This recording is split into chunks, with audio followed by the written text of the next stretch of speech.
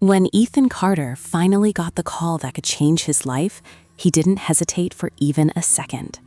NightVale Studios wants you, his manager said over the phone. They're offering you a solo recording project. Big budget, big exposure. NightVale Studios. The name alone carried weight in the American music industry. Legends had recorded there. Stars were born there.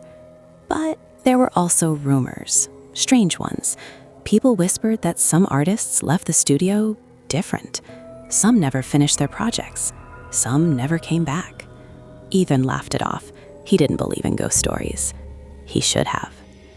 The studio was located far from the city, hidden between thick forests and empty highways.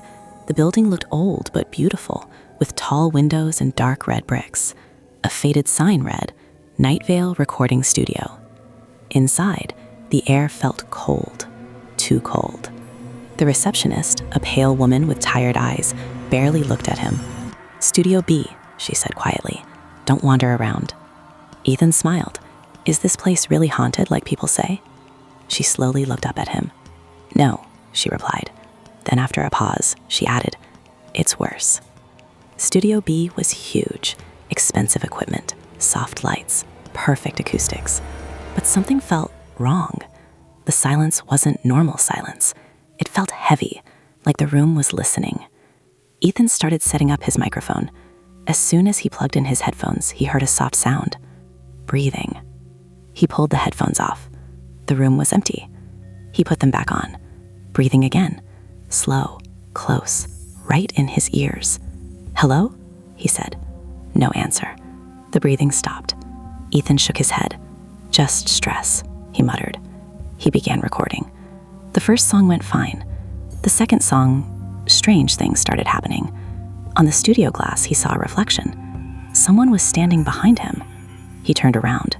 No one. When he looked back at the glass, the reflection was gone. Then the lights flickered. The temperature dropped. And then a voice whispered through his headphones. "You shouldn't be here." He ripped the headphones off and stood up. "Who's there?" Silence. His heart was beating fast. "This isn't funny," he said. Still nothing. He decided to take a break and step outside. But when he opened the door, the hallway was not the same. It was longer, darker. The walls looked older, cracked. The exit sign was gone. Behind him, the studio door slowly closed. Click. Locked. Ethan ran down the hallway. Every door he opened led to another dark room, another empty studio. Then he heard something. Piano music. Soft, sad. He followed the sound. At the end of the hallway, in an old, dusty room, a piano was playing by itself. And sitting on the piano bench was a woman. She was wearing an old-fashioned white dress. Her hair covered her face. Her fingers moved slowly over the keys. Ethan swallowed. "Miss?" The music stopped. She slowly turned her head. Her face was pale. Her eyes were completely black. "You can hear me," she said. His legs felt weak. Who are you?" She stood up. "My name was Clara." Clara told him her story. She was a singer. Many years ago, she came to NightVale with big dreams. The studio owner promised her fame. But when her first song failed, he locked her in the studio and told her she was worthless. Days passed. No food, no water. No one came. She died in Studio B, and her voice never left. "They're all still here," she whispered. "The ones who failed, the ones who were forgotten." Ethan's blood turned cold. "You're saying the studio is full of souls," she finished. Suddenly the lights went out. The hallway filled with shadows. Figures began to appear. Men, women, all with empty eyes, all staring to him. "You took our place," they whispered together. "You're still alive." Ethan ran. The hallway twisted and changed like a maze. Hands reached out from the walls. Voices screamed in his ears.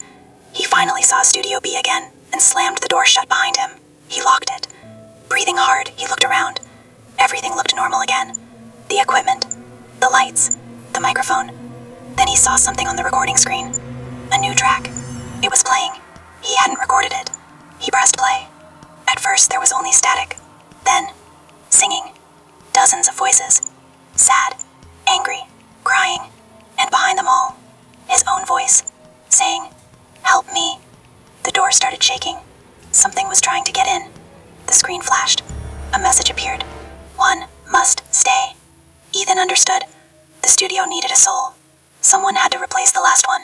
He looked at the microphone, then at the door, then at the screen. No, he whispered. The door began to crack. Black smoke poured through the gaps. Faces formed in the smoke, screaming, begging. He grabbed the microphone and screamed with all his strength. Let them go. The lights exploded. The sound was unbearable. Everything went black. Ethan woke up outside, in front of the studio. It was morning. Birds were singing. The building looked normal. His phone was on the ground next to him. He stood up slowly. Was it all a dream? He looked at the building. The sign now read, NightVale Recording Studio.